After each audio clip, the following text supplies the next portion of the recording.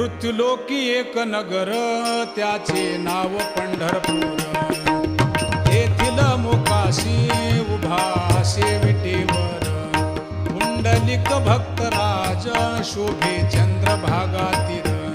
बोलती साधू संत जीवा वाटे हुरहुर.